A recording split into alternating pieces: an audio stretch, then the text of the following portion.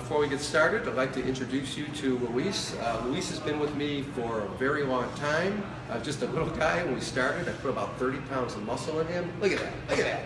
Anyway, we're going to have some fun today. We're talking triceps, like I said. We're going to introduce 3 movements that you might be familiar with, but we're going to give them a fresh coat of paint. So these movements a lot of times are performed poorly, wrong. I see it in the gym, it kind of drives me nuts. So really like to straighten some things out. So let's get started. 3 movements is going to be the seated front press. It's an oldie but a goodie. We're just going to cover some basics because I see this performed wrong quite often. So Luis, come on into the frame and have a seat. Now you can use this, as a lot of you know, with either a straight bar or even a dumbbell. But the bent bar is easiest on the wrists, so take it. You want to hold a close grip. And we're using a very light weight here for instructional purposes only because Luis is a lot stronger than this. I want to point that out. Okay, I want you to pretend like there's invisible cables coming down from the ceiling holding up Luis's elbows, okay? In other words, the elbows are not going to go down because if you do that, you're going to start involving the deltoids. Remember, this is not a press. We're isolating your triceps. Okay, now when you do that, when you lower that bar back, you're getting a very good stretch in the long head of the tricep, which comprises the great bulk of the tricep. This is why we're starting with this movement.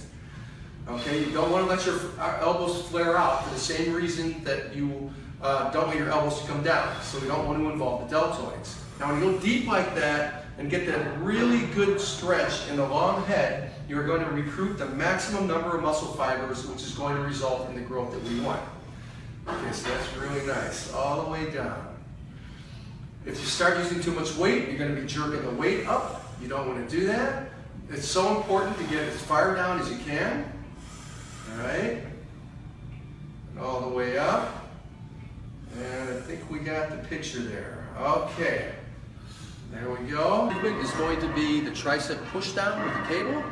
You can do this with either a bar or a rope, as we all know. And they're both wonderful. But the reason that we're going to utilize the rope today is because I see this performed so poorly, so wrong for a lot of ways in the gym, and it drives me nuts.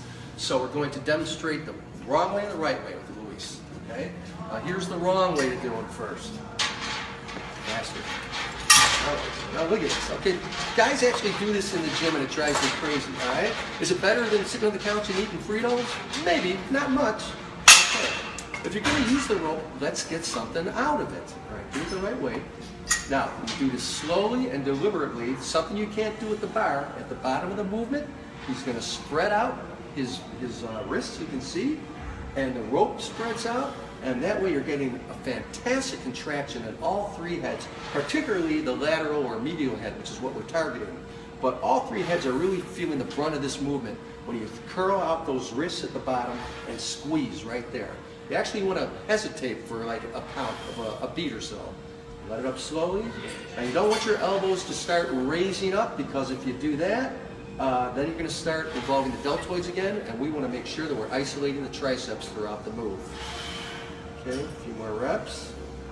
This is a wonderful movement when employed correctly. Let it up a little bit higher. That's great. And as always, just like I pointed out with the previous movement, the negative aspect should be a little bit slower than the positive. You really want to take advantage of the fact that you're stronger than the negative, so you're going to let it up slowly. All right, that's good. Third and final movement, we're going to do bench dips, and this targets your inner head, Luis's inner head, and it's probably the most difficult to target. That's why we're doing it the last, and bench dips is a wonderful movement. Okay, again, like with the push downs, we don't want Luis's shoulders to flare out. That's why we don't want his wrist to come out too far. Then we involve the deltoids. We don't want to do that. Range of motion, again, all important. See how deep he's getting. The lower you can get to the floor, the more greater range of motion you're going to have, and the more muscle fibers you're going to recruit. A lot of guys, they don't want to look like weenies in front of their buddies. They pile too much weight on their lap, okay, to provide extra resistance, and then they're doing like a half rep. No good.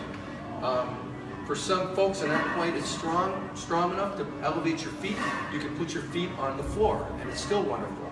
The important thing is to keep your elbows in and go as deep as you can, which is what Lisa's demonstrated here. Again, top of the movement, you want to squeeze hard.